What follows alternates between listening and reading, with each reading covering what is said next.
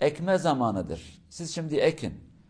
Ekme mevsimidir. Mesela köyde olan bir insan ekin ekme mevsimi vardır. Kimse yaz ortasında buğday ekmez. Her şeyin bir mevsimi vardır. Ramazan ayı da ekme zamanıdır. Hayır toplama zamanıdır. Allah o şekilde bize bu geceyi vermiş fakat ve hatta bu ayı hepsi vermiş. Ama bazen biz diyoruz ki ya bu ne belaydı, ne musibetti, bu kadar zor bir şey. Ben nasıl bir ay oruç tutacağım, şunu yapmayacağım, bunu yapmayacağım. Ve Allah'ın hikmetine baktığımız zaman oruç tutan hiçbir Müslüman oruç bitene kadar ne kör olmuş, ne sakat olmuş, ne topal olmuş, ne kafası gitmiş, ne bacağı gitmiş. Zaten hasta olan bir insana Allah diyor ki oruç tutmana gerek yok. Hatta şimdiki doktorlar, dün de bir program dinledim bir doktoru. Orucun ne kadar faydalı olduğunu, Allah'ın söylediği oruç. Mesela bugün doktorlar bir su orucu ve ona benzer bazı oruçlar falan sunuyorlar. Tam tersi diyor ki o orucun hiç faydası yok insana, zararı vardır. Hatta geçen hafta bir haber daha okudum. O oruç, araştırmacılar demişler ki ya bu orucun sonucu kalp krizi yaratıyor. Kalp hastalıkları artıyor yani bu bizim oruç değildir. Bu doktorların tavsiye ettiği bu aralıklı oruçlarla dedikleri oruç. Yani bu kadar saat yemek yeme, su içebilirsin, şunu yapabilirsin. Adı da oruçtur yani. Diyorlar ki o oruç tam tersi araştırmacılara göre kalp hastalıkları ve kalp krizi riski daha artıyor. Bu raporu bu sefer bu uzmanların önüne koymuşlar. Efendim siz diyorsunuz bu sağlıklıdır ama kalbe zararı vardır. Fakat Allah'ın söylediği bu oruç sağlık bakımında düşünsek diyor ki evet sen birkaç saat su içmiyorsun ama vücut o arada vücutta biriken ne kadar su varsa bütün bunları gelip kullanıyor. Yemek yemiyorsun. Nerede yağ falan varsa hepsini toparlayıp kullanıyor ve çöpe atıyor fazlasını. Ramazan bittiği zaman senin vücudun baştan sona kadar yepyeni olmuş. Bütün hücreler. Ölmüş hücreler, birikmiş yemekler diyoruz mesela diyor ki dolapta ne kadar yemek varsa, derin dondurucuda ne kadar varsa, dolapta ne varsa hepsini çıkarın. Cenab-ı Allah bu ayı o şekilde yapmış. En az sağlık bakımında artık vücudda ne yemeği tedarik ediyorsa artık böbrek mi desek, kezet mi desek, gürçük mü desek, kalp mi desek, mide mi desek artık neyse ne gerekiyorsa kim neyi getiriyorsa dolaplara giriyorlar. Bütün depoları temizliyorlar. Bir şey bırakmıyorlar. Diyor ki bunlar hepsi eskidir, tarihleri geçmiş. Kullanalım gitsin. Oruç bittiği zaman vücut yepyeni oluyor. Baştan sona kadar kendini sıfırlıyor yani. Sağlık bakımında büyük bir faydası vardır. İman bakımında biz biraz titrez ya ben bu ayı nasıl bitireceğim? Bitti. Norveç'in en uzun geceleri vardı. 20 saat, 20,5 saatti. Biz tuttuk. Kimse kör de olmadı, sakat da olmadı. Demek ki Allah Azze ve Celle güç ve kuvvet veriyor. Ki hadis-i şerifte Allah Azze ve Celle yani İslamiyet'te şöyle bir metot vardır. Allah neyi insana farz kılmışsa yapması için ona da güç ve kuvvet veriyor yani. Sen yapmak istiyorsan sana güç vereceğim. Şimdi oruç bitecek. Bu 6 Şevval günü birçoğumuz tutamayacağız. Bize zor, ağır ben nasıl tutacağım gelecektir. Ama oruç çok güzel bir şekilde, çok sakin, çok rahat, kimseye zorluk vermeden bitecektir. İşte biz bu gözle bakmamız lazım. Bereket ayı, hayır ayı, rahmet ayı. Bu ay 30 gündür, 29 gündür. 31 de değil, 28 de değildir. Gündüzü oruçla, gecesini ibadetle, namazla geçirmemiz gereken bir aydır. Fakat Cenab-ı Allah şöyle bir hikmeti daha vardır. Bu da bu İslam ümmetine has olan bir özellik. Allah Azze ve Celle İslam ümmetine bir nimet yapmış, bir iyilik yapmış, bir hediye vermiş. Bu ay içinde bir geceyi de saklamış. Diyor ki bu gecede ibadet yaparsanız, zikir yaparsanız artık denk gelirse size bu gece benim katımda 1000 aydan daha üstündür. Bir gece min elfi şehrin, elf şehr yani 1000 aydır. Yıllara çevirdiğimiz zaman 80 küsur sene yapıyor yani. Çok nadir bir insan 85 sene, 83 sene ibadet yapacak gece gündüz. Yani sen bu kadar sene gece ve gündüzü ibadetle geçirmişsin. Yoktur. Yani en uzun yaşayan peygamber Hazreti Nuh'tur. O da muhakkak bu kadar 83 seneyi gece gündüz yatmadan, içmeden, tuvalete gitmeden, yorulmadan ibadet yapmamış. Yok. Belki biri diyecektir Allah niye bunu bu ümmete vermiş? Vermiştir işte, yani bize ne? Kulları değil miyiz? İstediği zengin yapar, istediği fakir yapar. İstediğini peygamber yapmıştır, istediği efendim peygamber yapmamış. Allah Azze ve Celle mülkünde istediği gibi tasarruf eder. Bu kimsenin itiraz etme hakkı yoktur. Ey kullarım, siz benim lafımı dinleseniz size ödül vereceğim. Bu da normaldir.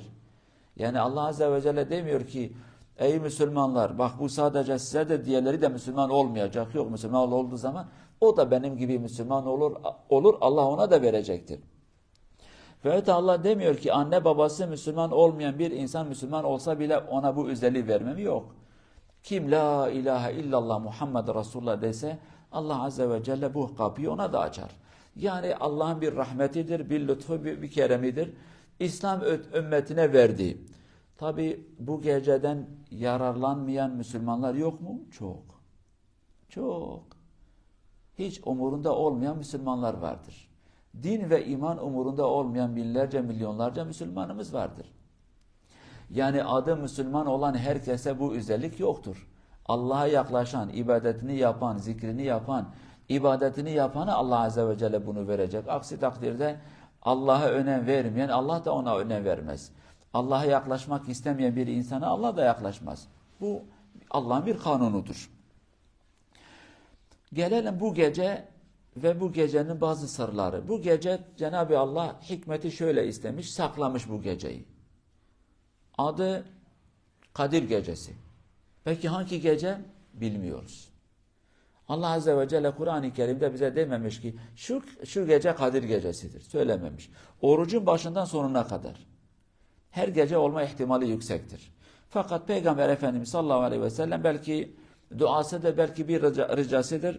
Cenab-ı Allah ona bazı bilgileri vermiş. Peygamber Efendimiz diyor ki son 10 günlerde onu daha fazla arayın. Son 10 gün. İlk günleri ihmal etmeyin. Fakat oruç ayının son 10 günü bir de tekli olan geceler. 21. gece, dün 21'di. Eğer kaçırmışsa gitmiş yani.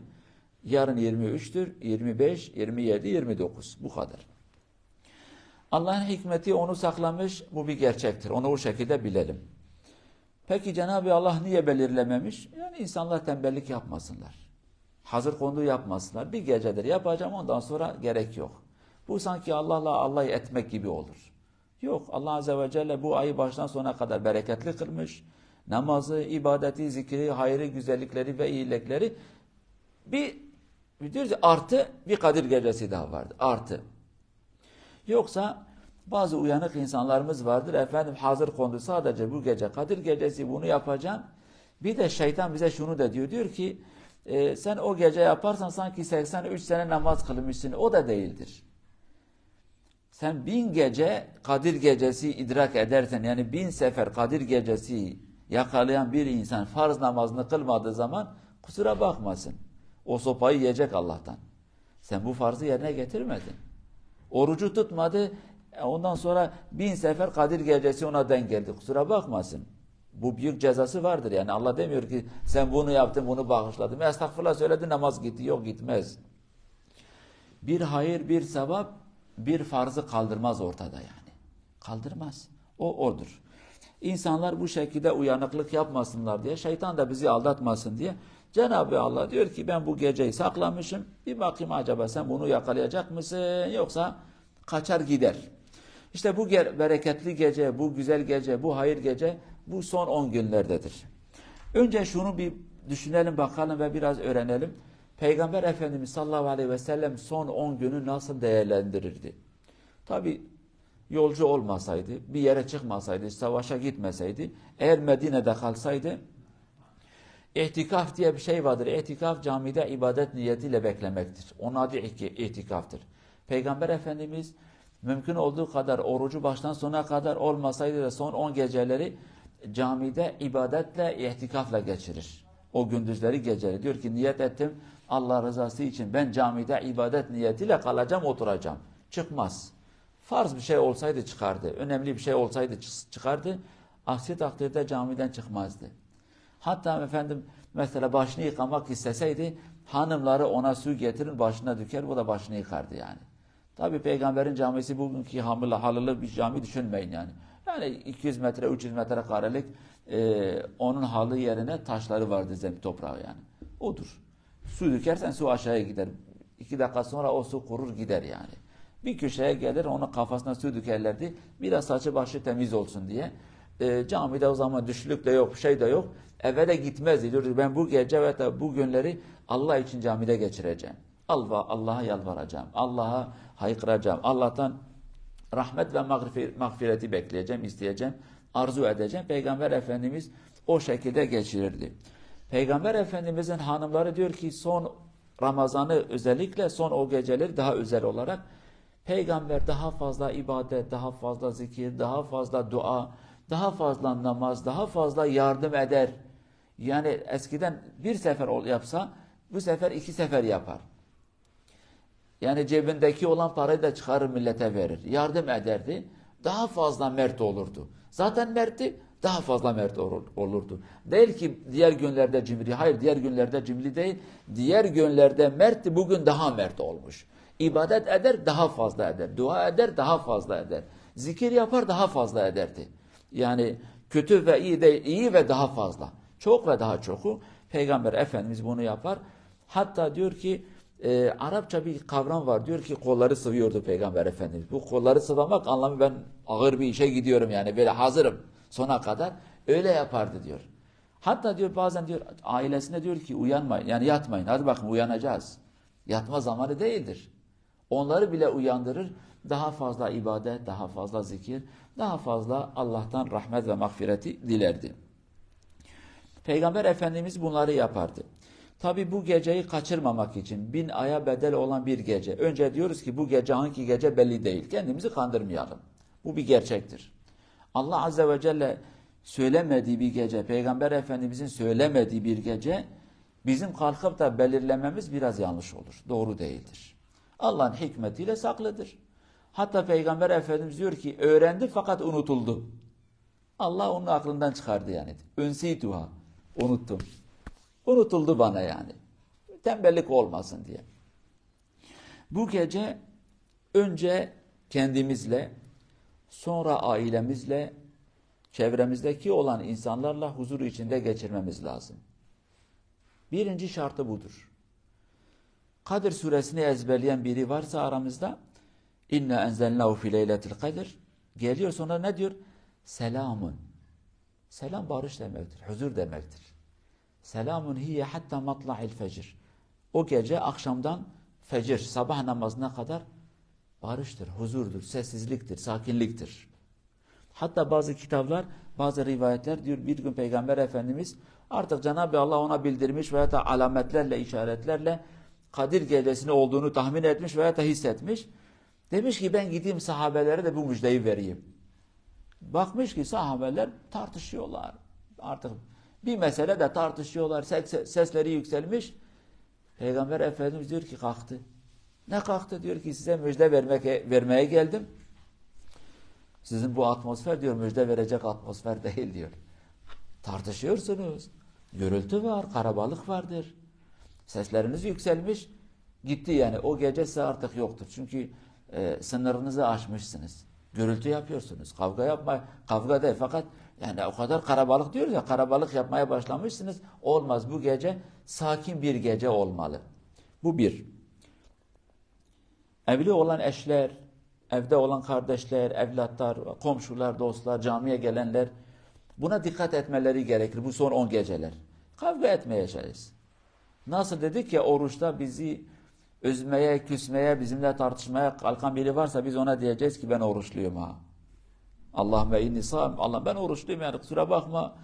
Orucumu kurban etmeyeceğim sana. Hayrım gitmesin. Yani 1 puan da 1 puandır. Kıyamet gününde bazen biz 1 puana muhtaç kalabiliriz yani. Bu 49-51 var ya bugün dünyadaki bazı seçimler meselesinde yani böyle 49-51 bazen bir oyla bir baktın ki biri kazandı. Bazen baktın ki 2 gram hayırla seninki biraz o 50 taraf biraz daha yükselmeye başladı. Ve da diğeri biraz hafif oldu. Sakulet ağır oldu yani. 50-50. Sen bu 50 taraftan 2 kuruşu al bu tarafa ver. Oldu 50.2 kuruş. Bu oldu 49 %98. 2 kuruş düştü. Burada da 2 kuruş fazla oldu. Biri ağır, biri yüksek. O şekilde biz nasıl gündüz deriz ki ben oruçluyum, kimseye tartışmayacağım. Geceleyin de mümkün olduğu kadar, çünkü şeytanın bir görevi vardır. Şeytan diyor ki zaten ben gitmişim cehenneme. Mümkün olduğu kadar kendime çok arkadaş getireyim, dost getireyim. Benimle beraber birçok insan gelsin yani. Allah'tan da bu sözü istemiş. Bana söz ver kıyamete kadar, ben de onları sapıtmaya çalışacağım. Allah diyor ki sana fırsatı verdim. Ama diyor sana karşı çıkan, bana gelene de sen engel olamazsın. İşte şeytan eğer kendi görevini yapacaksa biz de kendi hayrımızı şeytana kurban etmemeliyiz. Yoksa vallahi mala mehrabu, yani biz mahvolduk gittik. 1 ay oruç tutmuşuz, mübarek bir gece gelmiş. 1000 aydan daha hayırlı bir gece, 1000 ay. Yani 83 seneye bedel olan bir gece. Yani nefsimize yenik düşeceğiz, 2 kelime söyleyeceğiz, adamın kalbini kıracağız, hanımın kalbi, kardeşinin kalbi, komşunun kalbini kıracağız. Gitti. Bu akıl ve fikir işi değildir. Ona dikkat edeceğiz. Tartışmayacağız, kavga etmeyeceğiz, sakin olacağız, sabırlı olacağız, güler yüzlü olacağız. Onlara da dua edeceğiz. İkincisi, bu gece, yani bu geceleri öyle söyleyelim, mümkün olduğu kadar yapabildiğimiz kadarıyla ibadetle geçirelim. Hayırlık varsa, para varsa, sadaka varsa yaparız. 1 kuruş da olsa verebilsek verelim bir gecede, sorun değildir. Hatta bazen şöyle yapıyoruz, diyoruz ki millete bir kumbaranız olsun, her gece eğer o gece fakire verme ve ulaşma şansın yoksa bile o gece bir sandığa 2 kuruş para koy. En az bu gece bir sadaka verdin. O senin paran değil, artık sadakadır. Sabahleyin fakire verebilirsin yani. Ve da sabahleyin yetişmedin, oruç bittiği zaman sen bütün bunları alır fakire verirsin. Çünkü o gece bir kere yaptın, evinden çıkardın bu. Evet, cebinden çıkardın ki bu Allah'a tahsis ettiğim kumbaradır. Ben oraya koydum. Senin paran değildir artık. Sen sadakanı vermiş sayılırsın. Belki o gece birini bulamadın, sabah göremedin. Olabilir. Bol bol namaz kılacağız. Mesela camiye gelme şansımız varsa camiye geleceğiz. Teravihten önce akşam namazımızı ve yatsı kılacağız. Akşamı evde olsak bile yatsı cemaatle kılacağız. Ki yatsı cemaatle kılan gecenin yarısı kadar namaz kılmış gibi olur. Yatsı kıldık, teravihimizi kıldık, vitr namazımızı kıldık. Cemaatle hocayla beraber kunut duasına amin dedik. Mesela memlekette kunut duası gizlidir. Kimse amin de demiyor. Fakat normalde kunut duası sesli okunur. Mekke ve Medine'de olduğu gibi yüksek sesle dualar söylenir. Cemaatle amin söyler. Bazen tek başına 2 Subhaneke okursun, ondan sonra 2 bir şey söylersin, onu da bilmiyorsun. Fakat cemaatle okunduğu zaman imamlık yapan imam dünyanın duasını okuyacak sana. Hem kendisine hem de sana. Bir de o toplumdaki olan o kadar değerli insanlar, herkes amin diyecek. Biz kötü olsak bile dostumuzun veya da yanımızdaki olan o iyi insanın amini bize de yeterlidir yani. Güzel bir şey. Allah, hoca diyecek Allah'ım bizi bağışla. Bizi derken hepimizdir. Biri de diyecek amin. O amin dediği zaman inşallah biz de o amin olan insanların arasına gireceğiz. Allah'ım bizi bağışla, iyilik nasip et, güzellik nasip et. Yani bunlar güzel şeylerdir. Teravihi kılıp da vitri de kılarsan, cemaatle dualara amin desen, inşallah güzel bir şey yapmış olursun. Eve geldin, 2 dakika bir Kur'an okuyabilsen, bir zikir yapabilsen, 2 rekat namaz daha kılabilsen veya da yattın. Sabah namazından yarım saat önce, 1 saat önce sahura kalkıyorsun. Sahurunu hemen çabuk ye. Ondan sonra yine 2 rekat bir gece namazı. Abdest aldın, o sünneti kıl. Bir şekilde yine duayı yap. Zaten biraz sonra sabah namazı olacaktır. O defter kapandı. O şans gitti zaten. Kaç gecedir? Yani kocaman bir seneyi düşünelim. 365 gün 10 geceyi çıkar. Hadi 355 gece sanadır. 10 geceyi Allah sana diyor ki bak bu geceler çok dikkat et ha. Bu geceler, tabii o tek geceleri de söylesek artık 5 gece oluyor yani. 21, 23, 25, 27, 25 gece oldu. 365 geceden 360'ı sana, 5 geceyi bir şekilde kullan. Biraz daha ısrar edersek 10 gece olsun. Hilal görüldü mü görülmedi mi, bir gün önce bir gün sonra 10 gece olsun, sorun değildi. Bitti. İbadet, namaz, zikir, dua, sadaka, bu bir. Teravih, cami cemaatle namaz kılma, bu oldu 2. 3, kalp kırmama, kavga etmeme, hanımla tartışmayın, hanımlar erkeklerle tartışmayın. Yani biraz sakin olun. Bu gece herkes desek ya bu fırsat gitmesin. Eğer kadın eşiyle tartışsa sadece eşinki değil, 2 tarafınki gider yani. 2 taraf da kaybeder. Kim kaybetmek ister? Efendim ben eşim kızsın da benimki gitmez. Yok seninki de gider, onunki de gider. Güzel değildir. İkiniz de sakin olun. Sessiz olun. Kavga etmeyin.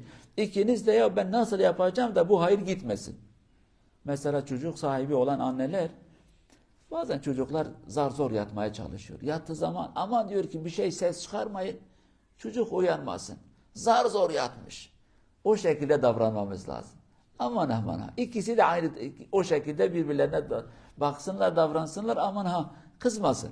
Kızarsa hayır gitti.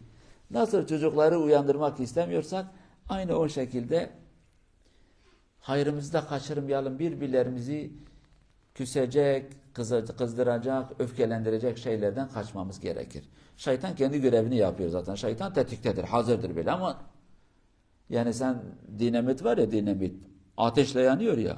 Sen dinamit barutu getirdin, şeytan kibriti hemen yakmış. Diyor ki kibriti hazırdır, şeytanın kibriti. Çakmak var ya hemen hazırdır. Diyor tık. Yeter ki sen bunu yap. Dolayısıyla evet şeytanlar bağlıdır fakat biz şeytanları açıyoruz. Yani şeytan ne zaman bağlı olur? Sen Allah'a yakın olduğu zaman imanın güçlüdür. Şeytan uzak duruyor. Fakat iftardan sonra şeytanın içi bitiyor.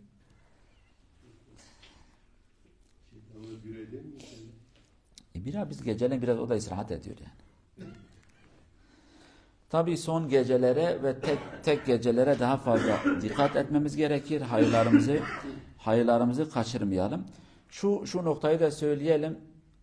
Onu 20 geceye bağlayan insanlar biraz yanlış yapıyor. Yani evet bazı alimler bazı lafları söylemişler. Belki o geceye denk geldi. O şahit olduğu bir şeyi anlattı. Fakat hadis-i şerifte kesin olarak şu gecedir diye bir yok. Maalesef biz de artık alışmışız. İmsakiyeleri yaptığımız zaman 26-27'ye bakılan diyor ki Kadir gecesi. Direktmen kırmızı noktayla çiziyoruz altını, bu Kadir gecesidir. Ondan önce yok. Ondan sonra yine yoktur. Bu da yanlıştır. Kendimizi kandırıyoruz. Peygamber Efendimizin belli etmediği bir gece, Allah'ın belli etmediği bir gece, o kadar belirlememiz biraz yanlıştır. Belki biraz rahata kaçmak niyetiyle biz bunu yapmışız ve da insanların hoşuna gider. İşin gerçeği de odur.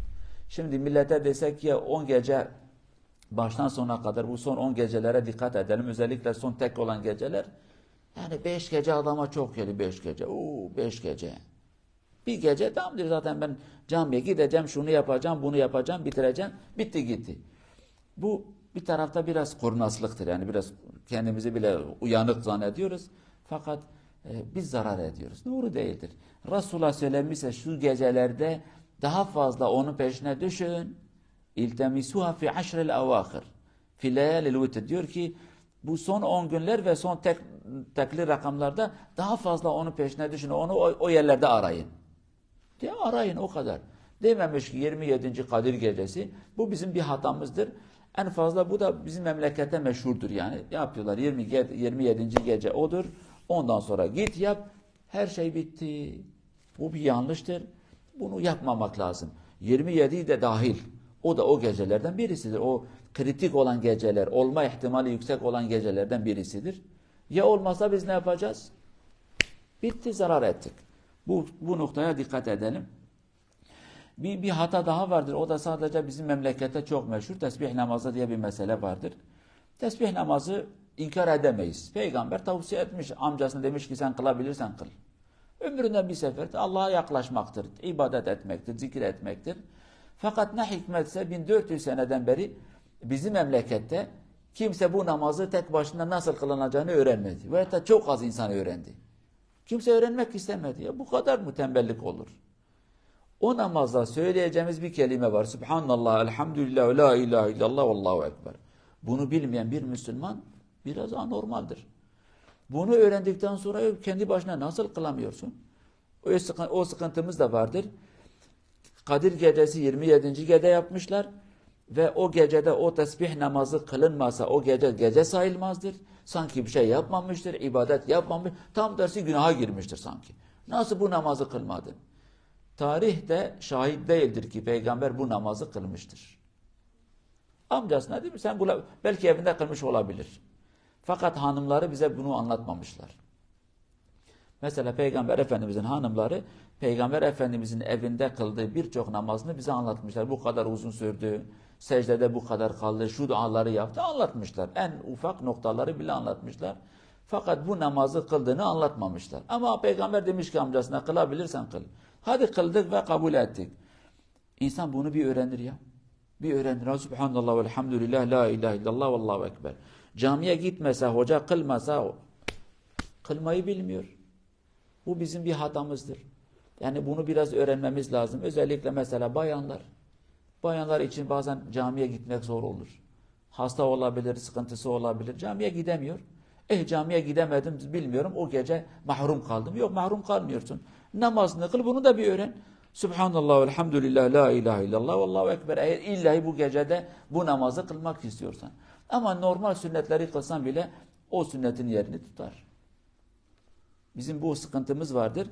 Yani o 27. gece olacaktır. Tesbih namazı da kılacak. Ve birçok insan camiye geldi, tesbih namazını kıldı. Oh be! Bir oh da çekiyor böyle. Oh be! Yanlış. Oh be demeyeceksin. Bir. O gece olmayabilir. İki. Ondan sonra gidip yatıyorsun. Doğru değildir. Yani bunlara dikkat etmek lazım. Öğrense güzel olur. Evde bir namazınızı kılın, öğrenin, bu tesbihi yapın, ibadeti yapın. Bayanlar belki Kadir gecesi veya da diğer geceler, memleketimizde burayı söyleyelim, biraz zor camiye gelmeleri. Yani uzaktır. Herkes mahallede, herkesin mahallesinde bir cami yoktur. Bu bir gerçektir yani. Saat mesela bugün teravih namazı kaçta başlanacak? 9.30'da. Bizde. 9.30'da başlayacak, ta belki 10.30'a kadar ya biter ya 10-20 gece. Tesbih namazı saat 11'de evde olacaksın. Biraz zor. Ondan dolayı evinizde kılabilirseniz, kılmak isteyen varsa kılsınlar. Fakat değerli cemaat, bu son 10 günleri, özellikle tek geceleri ibadetle, zikirle, takvayla geçirmemiz lazımdır. İllahi camide olacak diye bir kanun da yoktur. Cami Allah'ın evi, farza açıktır, teravihe açıktır, vitre açıktır, duaya açıktır. Bunları o şekilde yapalım. Ama maalesef halkı cahil bırakıp da sadece bir hoca diyecek, siz de arkasında amin diyeceksiniz. Fakat hoca ölse, hocanın başına bir şey gelse biz de öldük. Bu doğru bir şey değildir. İslamiyet bilinçli bir ümmet ister. Peygamber Efendimiz tavsiye eder. Yapın. Bak, sadece cemaatle kılınan sünnetler vardır. Bayram namazları. Teravih. İlk sünnettir, son sünnettir, gece namazı, bunlar hepsi tek başına kılınan namazlar. Öğrenin, okuyun diyor. Kendinize yapın. Belki canım uzatmak ister.